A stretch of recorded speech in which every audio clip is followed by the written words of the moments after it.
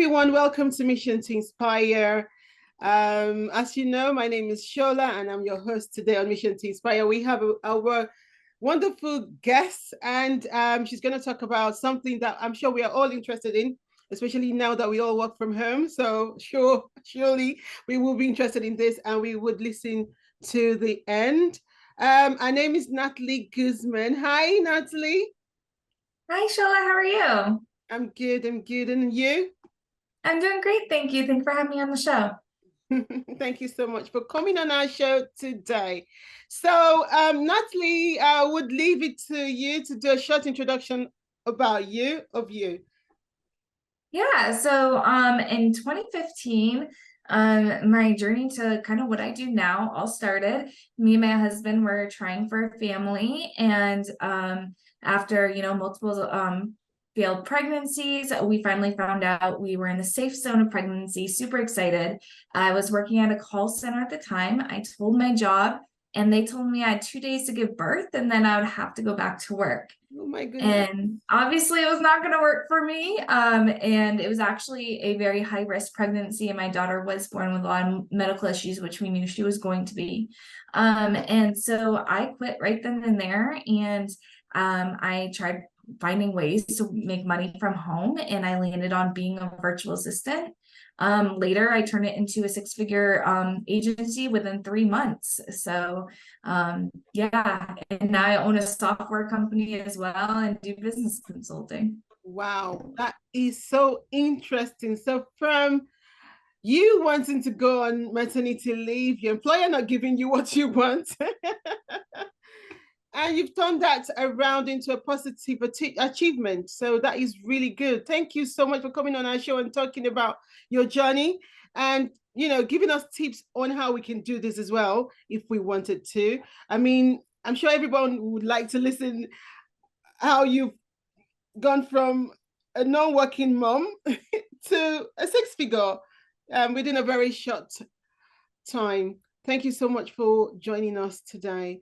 I'm going to ask you this or that question just to know you more. So there are 5 questions on there, and I'll ask you the first one. So, which one do you prefer, virtual assistants or business consultants? I know you started with virtual assistant from your introduction, and I know you do business consulting now. So, which one do you prefer? I think that probably virtual assistant, because how I set up my agency is very different. We kind of do business consulting as VAs. So yeah, so everyone's assigned a project manager who then acts as a business consultant. So we kind of tell you what you need, especially in marketing. We're amazing at that. Yeah. And so I think I definitely kind of prefer that. Plus, I get to work with my amazing team of VAs. And so that's always been my passion. I've had it since 2015. So whereas the business consulting, I've only done like the last 2 years. Right. Wow, that is so interesting. I'm looking for virtual assistant. I'm going to speak to you after the show anyway. Okay, so starting from scratch, you started from scratch. So starting from scratch like you did, or joining an established business, which part would you have, gone?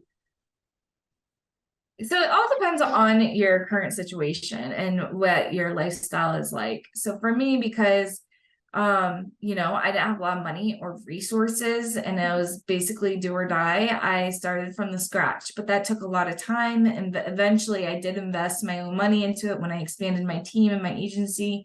But so for me, because I was like a brand new stay-at-home mom, starting from scratch is probably the only way I could do it. If you have the money and resources and you've had a business before, I'd say established business. If you haven't had a business before, I wouldn't necessarily get an established business. Because there's so much you have to learn. We have some clients though that have done it and they've hired us to kind of help them create those processes and the systems. But there's just so much that goes into running a business that you don't know unless you really kind of start from the ground up, I say. That's true. That's true. So business travel or working from home? What's your preferred? Both. I do both. I still have, my kids are 6 and 7 now. And I still do both. I love working from home, or going to co-working spaces and working there. But I also love to travel. I go to business expos and I go see clients, and sometimes my staff actually just traveled to attend one of my staff's weddings. So that was beautiful. So I like doing both. I think there's a lot of great benefits to both sides. That's great. Thank you for letting us know your entrepreneurial resilience or innovation. Which Ooh, you consider more crucial, for yes. success. I feel like innovation can build resilience. Yeah. So I'm going to go with innovation just because that's basically how I had to start. I had to always innovate and create new processes. No one had an agency like mine. I had no one who could be a coach or a mentor on that side of things. So the innovation built and created resilience for me. Right. Thank you. Personal growth or business growth? Say it again. Personal growth or business growth? Growth. Okay. Ooh, personal growth. Personal growth. Yeah, because you can't work on business growth until you've worked on your personal. They kind of go hand in hand, but definitely I would start with the personal. Personal growth. Thank you. So we feel we know you better now. So in today's podcast, our topic is from being a fostered child to a CEO. So we're going to be talking about Natalie's journey into a success of business. So Natalie, I know you've spoken or you've actually told us a little bit about yourself, but can you share the pivotal moment that inspired you to become a virtual assistant? And I know that you spoke about your the pregnancy, maternity, and how you ventured into it. But when you were talking, you said something about starting from scratch and having an established business. So did you have established business at the time? How was the journey for you? Yeah, so I started, it was at that moment when I had no job. I had a baby that was about to have a lot of expenses, a lot of medical issues, and I need money, right? I need money quickly. And so I just started researching all the ways to make money from home. I found that being a virtual assistant, it was basically helping business owners, and that really intrigued me. I feel like I have always been kind of a helper and a people pleaser, and that actually stems from my childhood. I was a foster care kid, and so I think that just really went hand in hand with what I love to do. I never wanted to make a nuisance of myself. I've always wanted to, kind of stay in the background, but being supportive and helpful. That's how I didn't get moved from home to home in foster care. Wow. And so those instincts kind of came back in that moment because it was another kind of a trauma, just like getting thrown in the foster care system, becoming a new mom and not having a job was a whole nother trauma in itself. And so being a VA definitely was the best route to go.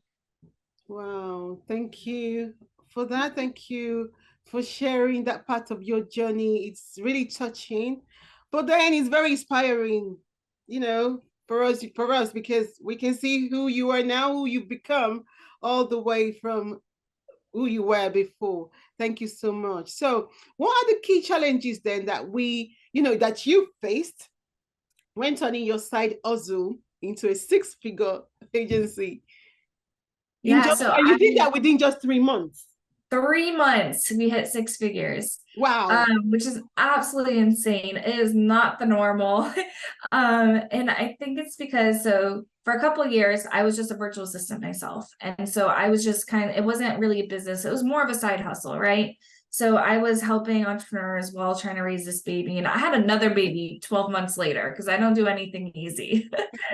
So I was just like, I think the hardest part was like I had never been a manager. I'd never been a supervisor. I was just a brand new mom. And so I had to, and I never hired anyone. And so when I decided to create an agency, first thing I did is I went out and I found a whole bunch of clients. and I found 7 clients that are basically almost all full-time work. And I was like, I have to hire people now. What do I do? And so I just found a couple of people, and I had to learn how to delegate. So I think as a mom, I had to learn to delegate, but also as a business owner at the same exact time, because I couldn't do it all on my own. And that was something entirely new for me. I was so used to doing everything on my own, but it was killing me mentally. And physically, even I was exhausted. I got diagnosed with sleep deprivation, which is obvious when you have 2 kids that close together, that's going to happen. And so, yeah, just learning to delegate was my biggest struggle. Wow. Wow. But then, see, you did. So you were a virtual assistant for how many years before you did it professionally? Yeah, it's about two years, if not less. Yeah, about 2 years is kind of what I did. Some full-time jobs, some part-time jobs, and I just had like probably about 50 clients I worked with before I decided to start with the agency. But some were short-term projects, some were longer term. Mm-mm. It's good that you're telling us this anyway, so people can know that nothing really comes easy. We need to put in our effort to make a success of it. So, so a lot of people would think starting a virtual assistant agency would be easy, but No. it's not. But it's sweet when it's successful, because then you can, share all the aspiration of the people you employ who are working for you, and the inspiration they get from you as well, and the success of their job at the end of the day, which then would have a knock-on effect to your clients. Yeah. Thank you so much for sharing that.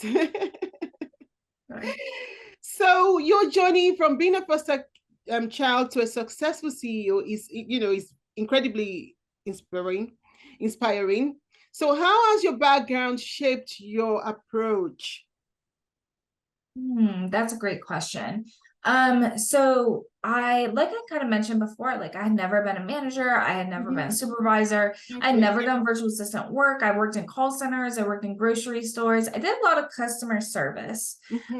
So my business knowledge was basically zero when I started. Wow. But what I did have that really made me successful was when I was in foster care. I actually ended up having my own, living on my own, had my own apartment at 17 years old.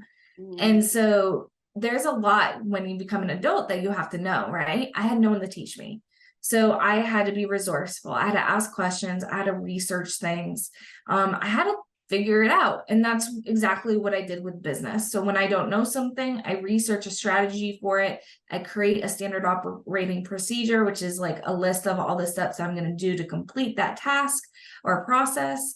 And then I implemented it. And that just doing those 3 steps is what definitely made my business grow really, really fast. Yeah. Wow, that's interesting.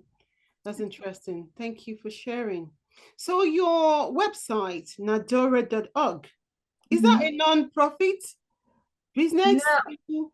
Just an organization, yeah. So it's not a nonprofit. Unfortunately, we didn't have any other options for the website because it was taken. But Medora is a software company that lets entrepreneurs create unlimited websites, automations, email marketing, basically everything for one low cost per month. And so they're not having to have hundreds and different softwares, and making sure that all of their steps in their business are. One of the biggest issues is everyone has like MailChimp or ActiveCampaign, or some people are using, like Squarespace or something, but they're not able to send emails after someone purchases something from their website, or like everything is disconnected. And that's what Medora solves. It connects everything. Okay, great. Wow. So it's a software solution, basically. Is it an app? No, it's we do have an app, but it's mostly you're better off using the desktop version. The app is just accessing the information like your CRM. But it's something you do have to work from your computer to create, and you would want to anyways. Creating funnels and stuff on an app would not look good. So So what motivated you to create it though? Yeah, so I saw a lot of entrepreneurs struggling. Like I said, like they had all these different softwares. They're like, Natalie, can you connect them all? And we used Zapier, and Mhm. it was costly. It was hard to use. It was hard for my clients to manage. So a lot of times I set something up and then my clients will manage it or edit it, and I'll send them like a little tutorial. And that was too, they were completely lost, or they would touch something and throw the whole system off. Mm. So, and me and my team were so good at creating websites, that we really wanted just one system that connected everything. And so Medora was born and has been really, really successful. And it's also like a networking group.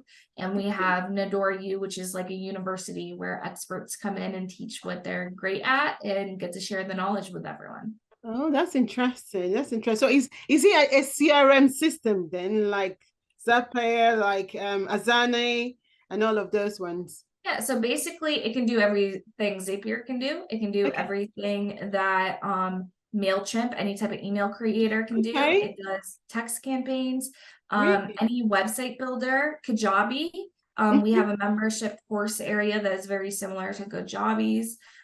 So all the softwares, it's that in one.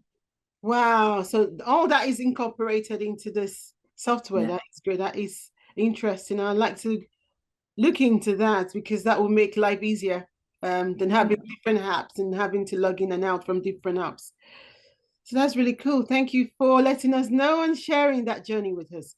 So now that you travel, because you travel the world, you're a speaker and an educator, could you share some key insights or advice for aspiring entrepreneurs looking to create a digital business like yours and automate their operations effectively? Yeah, so there is so much, but the first thing I think is I actually saw this social media post recently that's really been hitting me this week. And it said that every entrepreneur should basically be a finance manager. So like you should know your finances inside and out. You should know everything that has to do with like a business and getting money for your business and just really understanding budgeting and all the things, because that's really the backbone of your business. You do have your services, you have your team and all that, but if you don't understand finances, Mhm. you can't really expect to grow. Yeah. So I would say, any entrepreneurs that really want to travel or, have an online business that they work from home, Mhm. that they need to understand finance and budgeting and really have a plan for when you do get money. Before you have the money, what are you going to do with that money?